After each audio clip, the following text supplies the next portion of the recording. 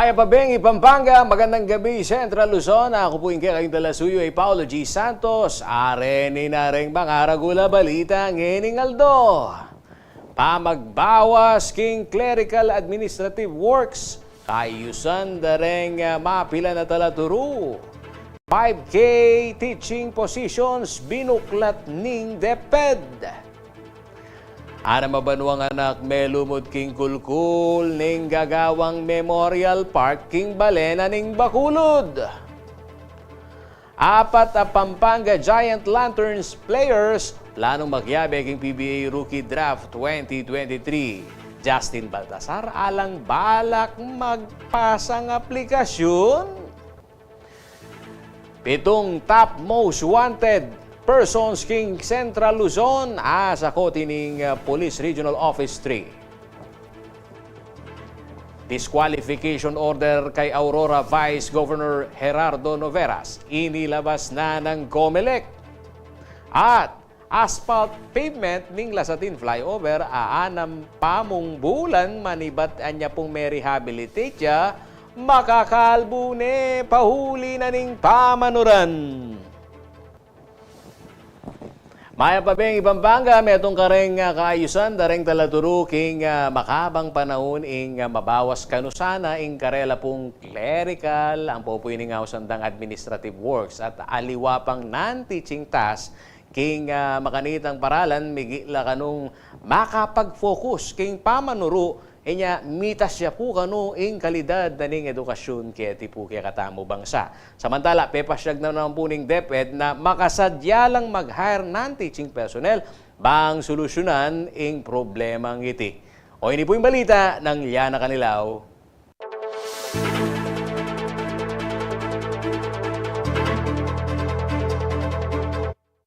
Migumpi sa inyong Martes, September 5, ing selebrasyon ng National Teachers Month, ang ganaking mayari yaking mismong Aldo dareng talaturo king October 5. Makasentro yaking temang Together for Teachers ing pamagmasusi ngening banwo. Pag nasana kanuniti ing mamyepuge kare Pilipinong talaturo na atin maragula ang baging nation building at pamaghubog kareng kainakan bang maging responsabli at mayap amemalen. Kaugnay ning maragula a responsibilidad ang makapatong king pagoda reng mestra, burida ka nung mas makapag-focus king pamanaro, bang lakwas bitas ing kalidad ng edukasyon king bangsa. Inya ing kayaw sandarang mapila na public school teachers, ing mabawasan kanusana ing karelang clerical at administrative works at aliwa pang non-teaching nga obra. Yung teachers king public school, basically okay naman, pero syempre tamo ala ko na atin lang buring malyari, makanita, antin mo, babawas ing karelang obra na ali talaga teaching related, minsan ating pupuntakin para magpa-answer lang questionnaire for thesis o kaya naman other stuff na teaching related pero unfortunately maka-apekto laking delivery of basic teaching services. Ita talaga.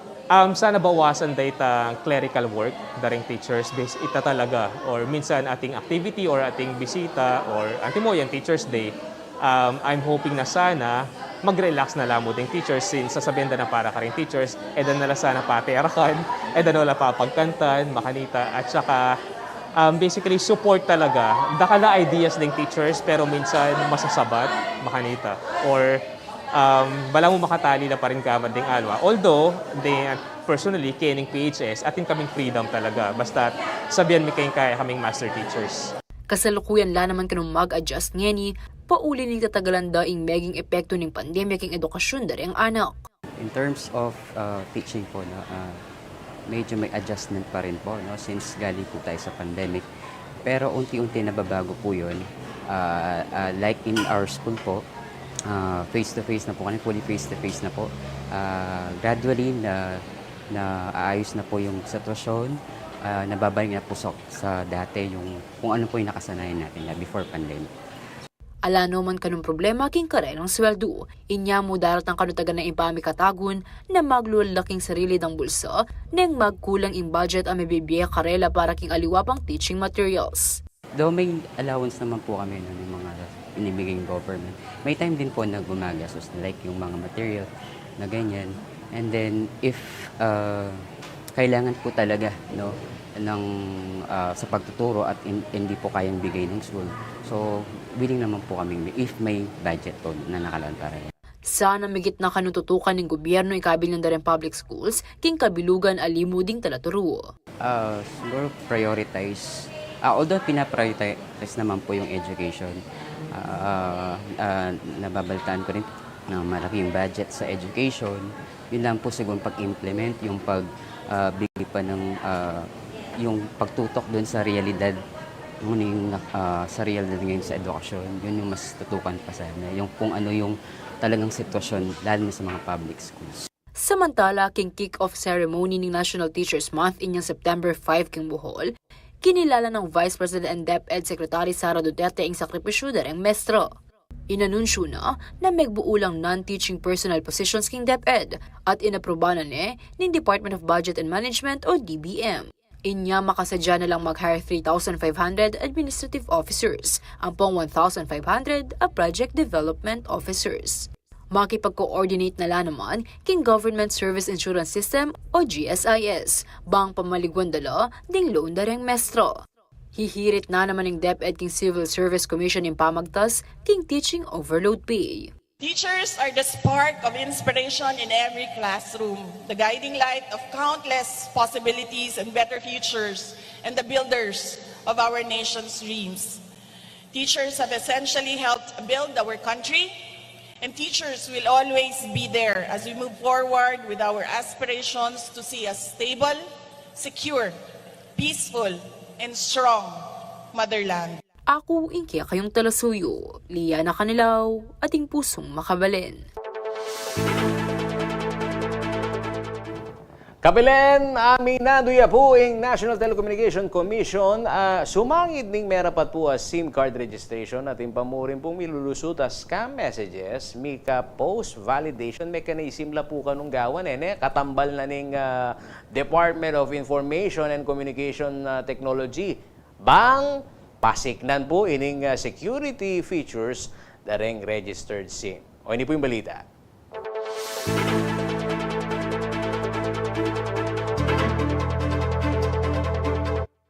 December 2022 inyang pagumpisa ng National Telecommunications Commission o NTC, ang pong Department of Information and Communications Technology o DICT, impa magrehistrong subscriber identity module ingawsan rang SIM card. Kaugnene iti ning Republic Act 11934 o ing SIM Card Registration Act na magnasang labanan ing darakala text scam ampong online scams. Purmero yang makaschedule ing deadline anyang April 26, 2023. Uli ning dakal pang alime kapag rehistro, in-extend iti hanggang July 25 na mika grace period hanggang July 30, 2023. Basikin datos na ning NTC as of September 3, 2023, sulabaking migit 118 ding registered SIM cards o 60% na rin may release sa SIM card king bansa. Aminado yung komisyon na sumangit na ning registration at pamuring scam messages amilulusot. Inya pag-aralan ng pasibayo inggawan ng post-validation po takanong atinang ginamit fake ID. With the post-validation mechanism, abay yaking review ngayon yan, ng NTC, DICT, with telcos, itang security feature ita.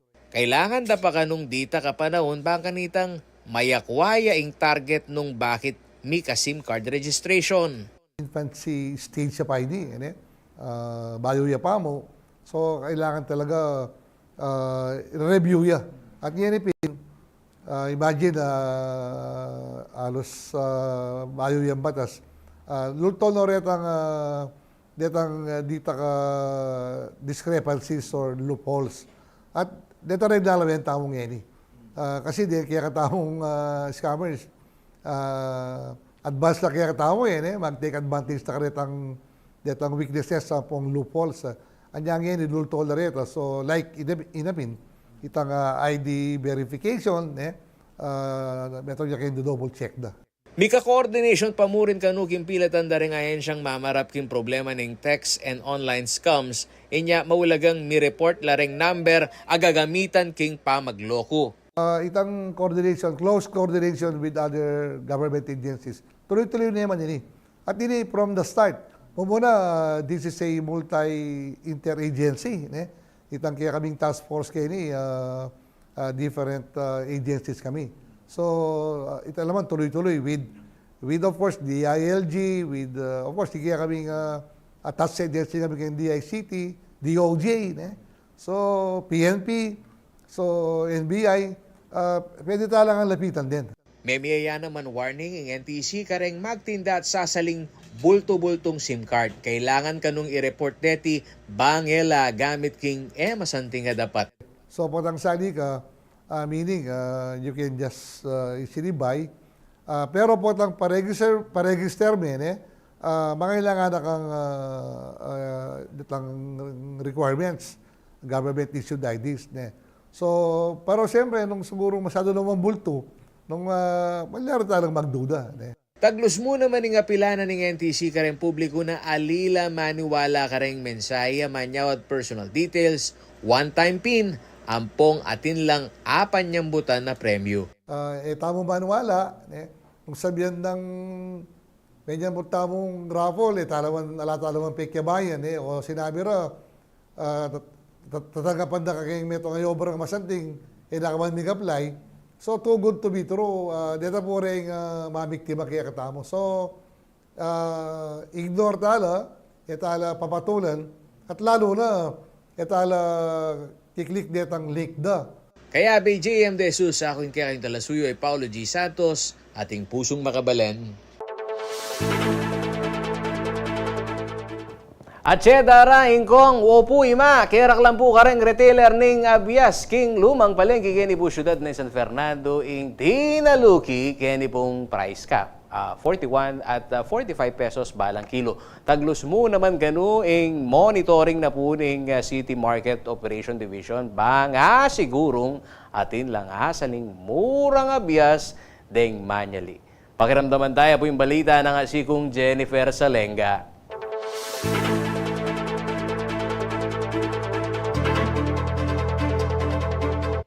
Taglos-taglos pa mo rin ang gagawa ng monitoring at profiling ng Department of Trade and Industry o DTI at Department of Agriculture o DA kareng magtindang Abias. Kening palengke syudad San Fernando at alukyan ng CLTV 36 News ding monitoring team ng DTI Pampanga at kerakalan kareng retailers atin lang makadisplay of 41 pesos para king regular milled kabang 45 naman king well milled Abias. At basic po kitang monitoring tamo kiti king City of San Fernando, both po king old and public market, mag-comply la po kitang kakatamong 41 ang po pong 45 per kilo kitang kakatamong rice. Agpangkang Roy Pasumbal, focal person ng City Market Operation Division, aldoldo kanoing monitoring keng palengke San Fernando, bana sigurong tataluki ring magtinda. Ing lokal na kapanibalan, makasuporta mo naman kay Executive Order 39 ng Presidente. Kami po palwal kanyang resolution na i-mandate tala po din kaya katamong iganaga ng retail, rice retailer na kailangan atin la pong display makanita para po nung sakaling edo po agyudet ang halagada po detang mura detang kaya katamong ating labeled na rice kaya katamo at ila pong option na pwede lang sali karetang kaya katamong regular ampong well milled na rice. Samantala, bistaman malulugi laking price ceiling ing retailer ay Loyla Kunanan. Tinakanuking utos, mupin lilimitahan dala ding malyaring makasaliking makaniting presyo. Limit din natin taong 2 kilos. Kasi otherwise, minsan mga doon, may bisa niya ganyan. Saka kaya papagwalbot doon, banda mas dakal kami tao nga sopan. Katang doon talagang mura. Mary Jane David naman, hanggang dehado laking presyong buri ng gobyerno, taglos pa mo rin kanong mag-restock Abias. Isipan da mo kano na makasawpla naman kareng pakakalulong consumers. Mag-display kaya pa rin po, ma'am. Bakanta po, atin lang po nga sarireng manyali. Lalo na retang magtipid. Maragul naman pasalamat ng aliwang manyali uling diyang makanano, may babayang dita king presyo ng Abias. Ang magandang hakbang po yun, ma'am, para syempre yung mga kababayan natin maka-afford din. Yung iba kasi parang mahirapan sila pag yung mataas na presyo. Kaya yung pinakamababa, okay naman po yung quality niya, ma'am.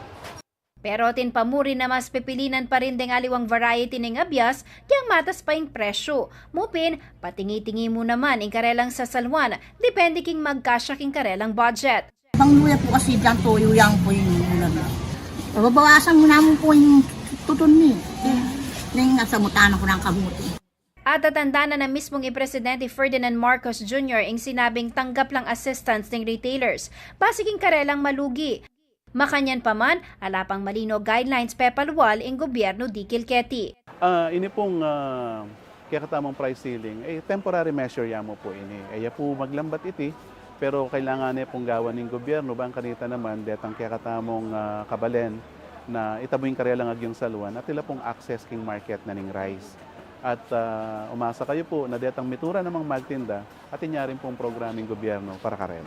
Ako yung kaya kayong talasuyo ay Jennifer Salenga, ating pusong makabalen.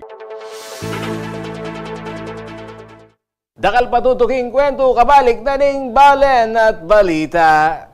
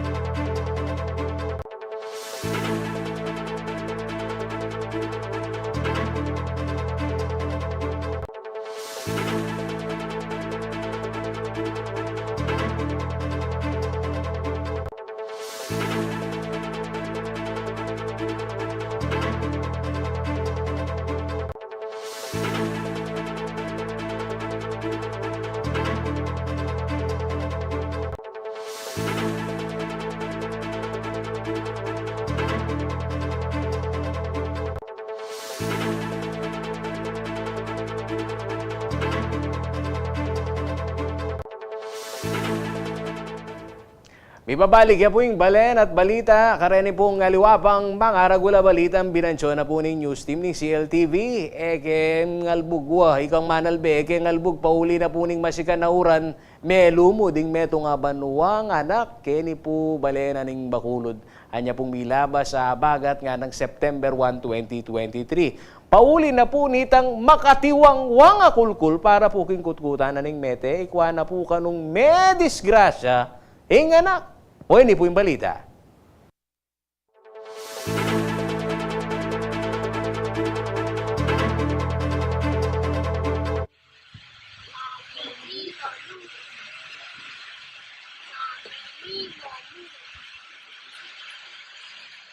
Makabasa ni pamo kareng video asininok na ning pengari ay Kennedy Yalong ing ana mabanwang anak na ay Kian.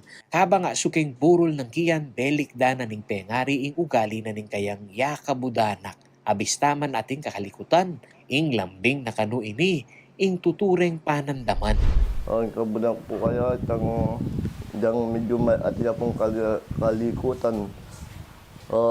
Gusto pong muli kami na patang sagana na kami ito. Diyan mapagal ka po kay ngobra, sir. Itang balami lala ko ka po pagal kayo na nakapungkaswelong manak kayo ng lambing-lambing na ka po.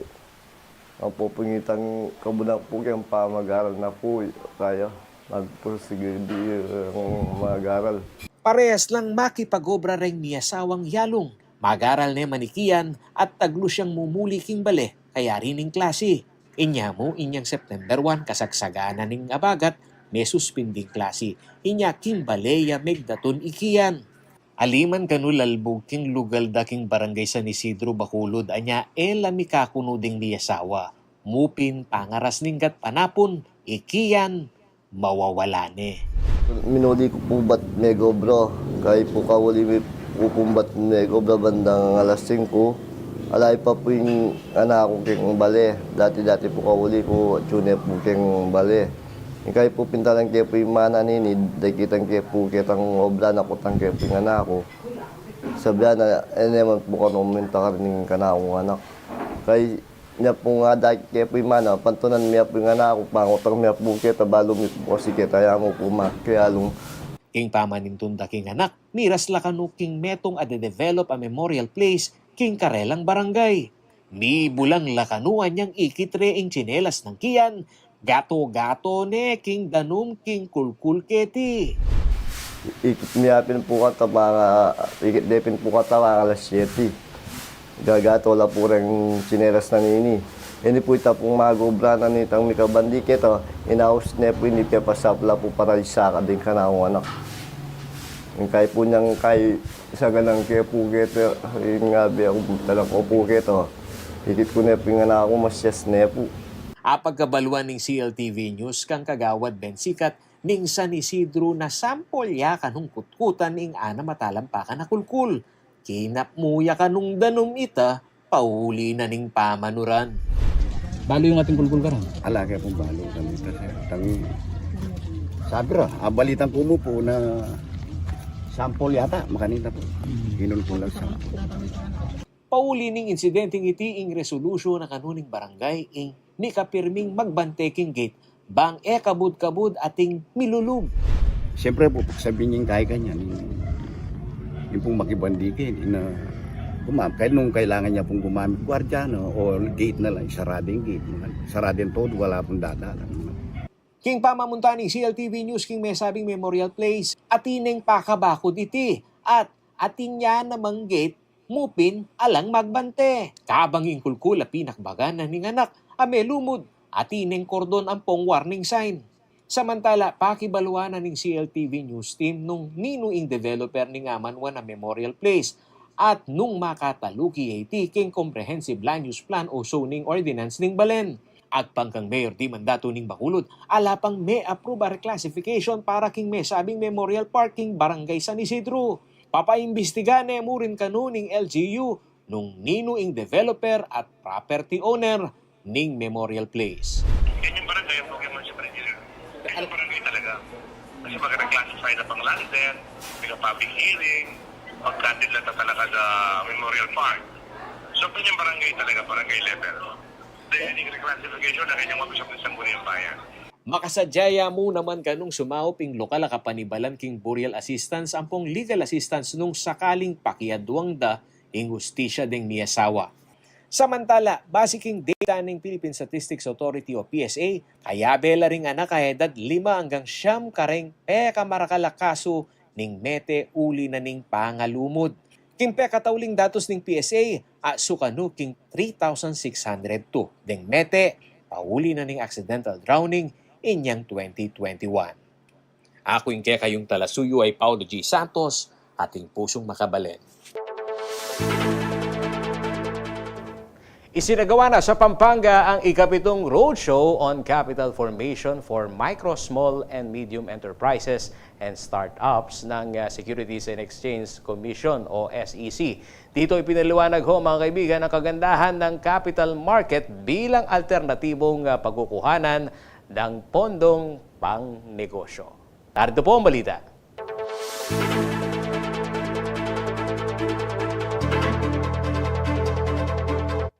Nagsama-samang nasa 100 micro, small and medium enterprises at business owners sa Pampanga nitong Biyernes, September 8 sa Clark Freeport.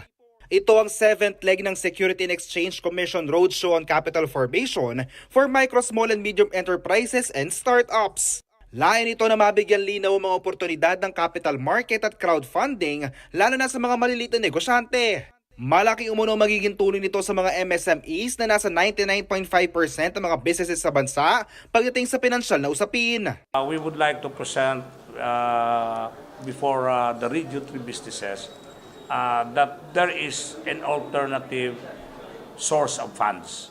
That is the capital market and specific to MSMEs. They probably would like to consider looking into the crowdfunding intermediaries as a facilitator for them to be able to raise that capital. Maganda rin naman itong paraan para sa mga investors sa makatulong sa mga nagsisimula pa lamang at maliliit na negosyo.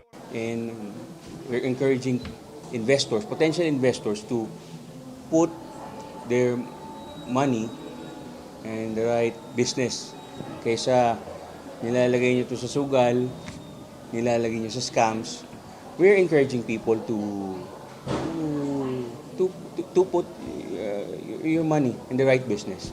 Sa parang ito ay balanse mo ng magiging pagtutulungan ng investors at mga MSMEs. Would be able to help both sides of the market, the businesses raising money and investors investing their money. Layon din ay sinagawang roadshow na ito ng SSC na mailuyong mula sa scam investment ang mga MSME. Prohibit people from investing in a wrong investment like investment is scam. So we have alternative para sa mga tao na mag-invest naman ng tama na para hindi sila nahihikayat ng mga magagaling na magsalitang mga investment scammers.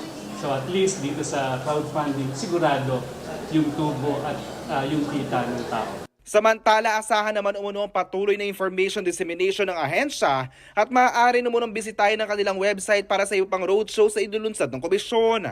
JM De Jesus, CLTV 36 News. Sports balita naman po tayo. Opo, kayong Kapampangan Ballers, baka sadya na lang kanong magpasang aplikasyon king PBA Rookie Draft 2023 ding 4 karing miyembro ng Pampanga Giant Lanterns o PGL. Kabang ang star player, balwan nyo, opo, Justin Baltasar, alaya ka nung balot, makyabe, kadwa ng pamikatagon na opo, Macyabe Baltasar, dating player naman po ng De La Salle Green Archer at star player na ng Pampanga Giant Lanterns king Maharlika Pilipinas Basketball League o MPBL. At tatandanan, migpasaya pong aplikasyon inyang nilaba sa banwa. Mupin, choy-choy, binawi na itang mayakwayong player. Siyempre, kaya naman pong Hiroshima Dragonflies King Japan Basketball League na alimo naman po misundo. Samantala, reng teammates ng Baltasar, Macyabe King PBA Draft. Apin din na, nino yan? Ayun Louis Sanggalang, JB Bahio, Archie Concepcion, ang popoy John Lloyd Clemente.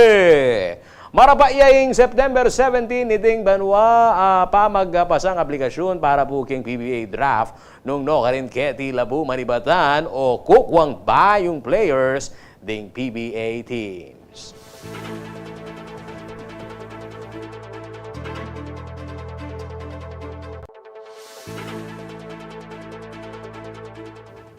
Dakal ke pa po balita ang pong kwento. Balik na po ning Balen at Balita.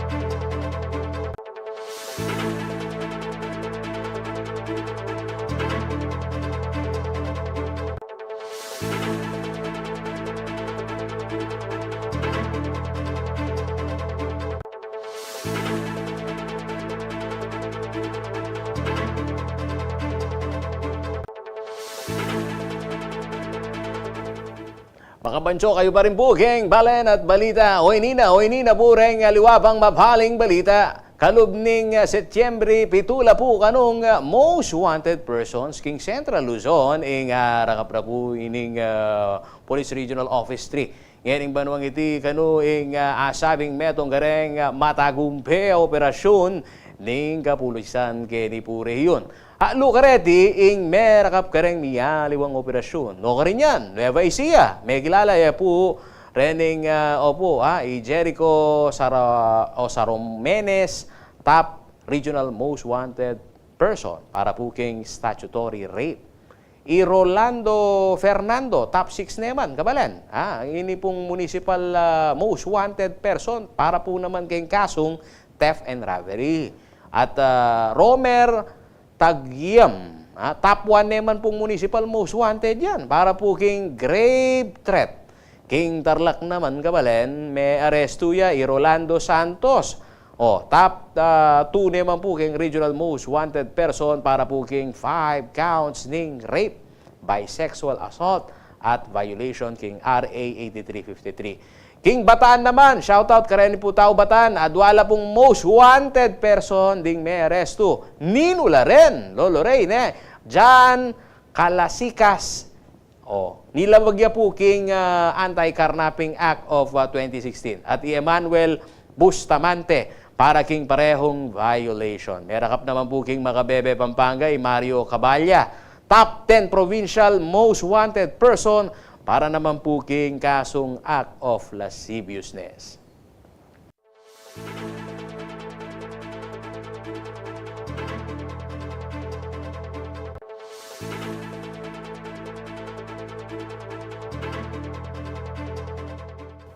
Kabalen, Bermans, na anya naman po may gumpisa na po. Ano yan, pamagluwal na po reng parul.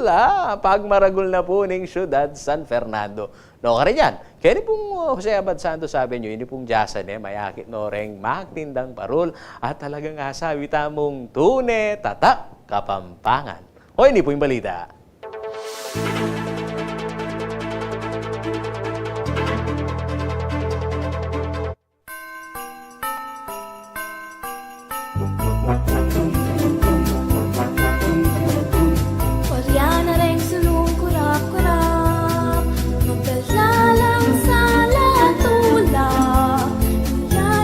Nilob na yung Berman sa niya naman nung lumabas ka kening Jose Abad Santos Avenue kening syudad ng San Fernando, akit mo rin kukuti-kutita po pa mga santing at mga salang parul, uling kilala yung San Fernando bilang Christmas capital of the Philippines.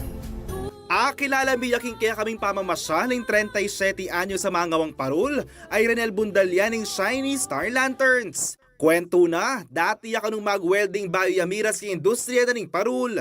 At para kaya, mas a-enjoy na yung obra ng Eni. Alin naman po masakit sir Mas masaguli po yung gawang parol kaysa mag-welding. Kasi itong mag-welding mo, kaya medyo sasakit ka mata, mga yan. Kaya pa mag-parol naman po, okay naman po. Bukod kayong panakitan din pamangawang parol, maulagaya mo naman kanong tradisyon ni Niket, probinsya. Kumbaga, kaya po Pampanga. Traditional na lang po yung mga yan, yung parol Kaya po, malambat ng panahon na tayo, magkaya lagi. Kada big season na yung Bermans, talagang business na po ata rin tawag yan ng Pampanga, parol po. Gugusan la kanu all year round, anya naman pangalob na ning bulan na ning Setyembre, all set na lang mamyesala ka rin pami bale-bale. At alimo keti Pampanga uling mirarasya naman ning parol San Fernando king aliwang bansa. Siyempre sir, masaya sir, proud ka, di ba? Karen, kakatamang Pilipino na yung parol tamo, kilikan din king gaya, king ibang bansa. Bukod king akagisnan na parol, dakal na rin kanong luluwala ba yung disenyo kalupa na mo, ring poinsettia 3D style. Ma'am, yalungan ako ng 1,500 pesos kalupa na nining malating parulay ni, hanggang 15,000 pesos kalupa na nining madagulay ni.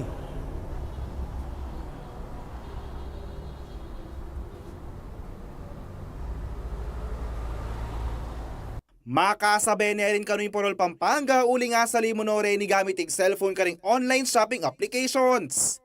Samantala, nung itatang Renel kanuing kutnan, enemila ko yung parol king pangakilanlan na ning syudad San Fernando, uling metong takano ka rin peka masiyang Pasko king buong bansa. Irang masintao sir, na naman milyari. Kumbaga, ideya kalingwan yung traditional ng kada Bermans, kailangan na talagang mag-decorate ka rin kaida, ka rin balita. Kaya ang parol sir, lalaw sir.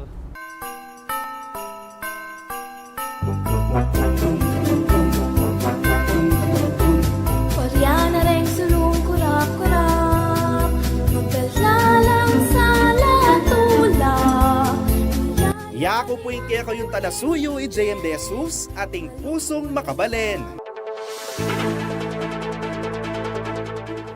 Ay, katula ko po kayong balita, ne? O, shoutout po kareda pong nano yan Paulo G, nga renening Manal Beke katamo. Rendang health conscious, ne? Ching malago, makiramdam ka, Doc Flor sa Panta Manal Beke.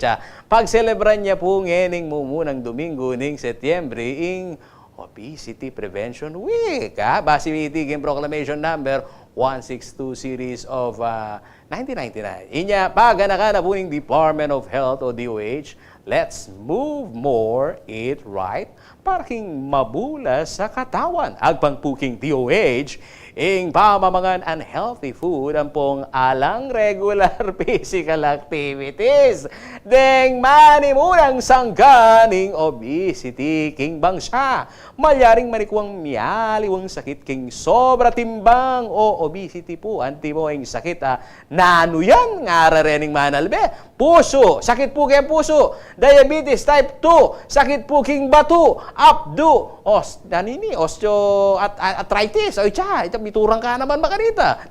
Cancer, dapat kanong sanayan ing pamagkonsumong pamangan sapak fiber. Antimong nano yan na si gule, prutas. Maulagaya naman po kano bababa king 30 minutos sa exercise. Aldoldo, At laganas kikimot maragul kanong bagay nung lisya pa mo ing mayumong pamangan at inuman ang pong nano. Ing paborito na pong Lolo Ray. Ang po ay inuko, paborito niya naman ng kakong kain niya. Love Life processed food. O ita, ing kumpletong tudtud. Maulagaya naman po kabalen. 7 to 9 hours a day. Importante yakanu king kabulasan king pamanigara lagyawa na po ning Department of Science and Technology, Food and Nutrition and Research Institute. Suna na po kanu kayong 27 million na Pilipino ding konsiderada pong obese. Inya pong banwang 2019.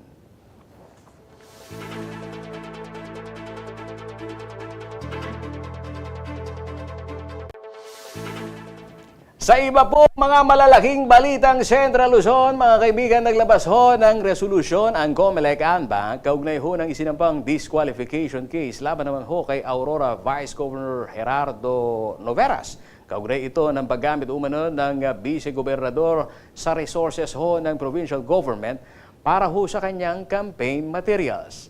Narito po ang balita.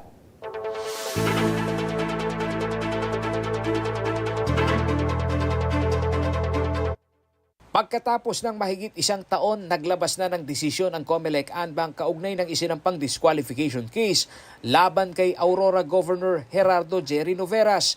Isinampa ito ng yumaong si dating Dipakulaw Vice Mayor Narciso Amsec na kanyang nakatunggali sa pagka-vice-gobernador noong May 2022 national and local election kung saan naideklarang panalo si Noveras sa halalan. Pang-aabuso sa kapangyarihan at paggamit sa resources ng provincial government sa kampanya nito. Yan ang pinagbatayan ng reklamong ito kay Vice Governor Noveras. Nitong September 6, 2023, naglabas na ng desisyon ng COMELEC at ang hatol, disqualification. Ayon kay Attorney John Rex Laudianco, tagapagsalita ng COMELEC, base ito sa merito ng reklamo sa naunang isinampa sa First Division ng COMELEC. Yun po yung pagtitrade ng tarpaulin dun sa Aurora Training Center. Yun po yung merit nito pong binabaan na resolusyon. Oo. Tama po. At ang naging decision po sa kanya, bakit siya disqualified, ay nilabag niya ang Section 261E ng Omnibus Election Code po. Ito yung paggamit ng fraudulent schemes or devices sa kanyang pangangampanya. Tinuring po ng Commission and Bank na yung paggamit ng pera ng gobyerno, auhan ng gobyerno, ng plantilla casual na directly under the Office of the Governor, pasweldo ng Office of the Governor, pati na rin po yung materials at printing materials. Nabigyan na umano ng kopya ng COMELEC ang Department of the Interior and Local Government sa resolusyon ng disqualification case. Kung hindi umano makakakuha ng temporary restraining order sa katastasang hukuman si Noveras, ay obligado na itong bumaba sa posisyon bilang Vice Governor. Actually, nakapag-serve na po ng copy ang aming clerk of the commission sa iba't ibang ahensya po ng pamahalaan na involved po dito sa implementation po nito. So, kung hindi ho makapag-apila siya, how soon it is na for implementation ho ito? Within 5 days po ay hindi makakuha ang COMELEC ng temporary restraining order, mag-i-issue po ang aming clerk of the commission ng certificate of finality. After po niyan, magkakaroon na po ng entry of judgment, and after entry of judgment po, lalabas ang writ of execution. Yun po yung pag-i-implement na ng desisyon na napag-usapan po natin. Matatandang April 26, 2022 na maghain ng reklamo sa COMELEC si Vice Mayor Amsec laban kay Vice Governor Noveras. October 3 naman ng nasabing taon, tinambangan si Amsec kasama ang may bahay nito na si Merlinda sa bayan ng Dipakulaw, parehong nasawi ang mag-asawa. Samantala, patuloy naman ang pagkikipag-ugnayan ng CLTV 36 News sa kampo ni Vice Governor Noveras para sa reaksyon nito sa disqualification laban sa kanya. Paulo G. Santos, CLTV News.